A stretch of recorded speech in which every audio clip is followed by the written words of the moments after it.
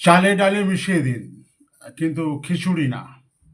এটা একটা অদ্ভুত টাইপের সাইকোলজিক্যাল টেস্ট। মেইনলি যারা খুব অ্যাংজাইটিতে থাকে, ধৈর্য কম, একেবারেই পেশেন্স কম, সবসময় একটা চিন্তার ঘোরে থাকে, এটা থেকে বেরোতে পারে না, তাদের জন্য এই টেস্টটা খুবই এফেক্টিভ, গুরুত্বপূর্ণ এবং কার্যকরী।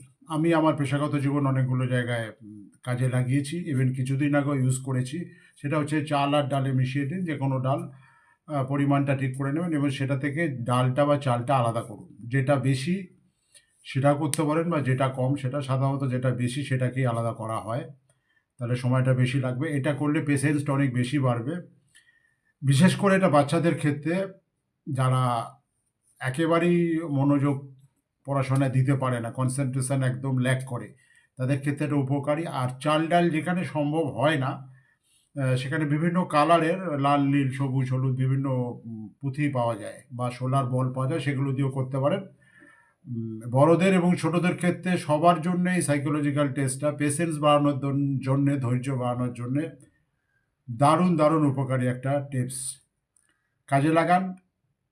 কতটা কাজ হলো অবশ্যই জানাবেন।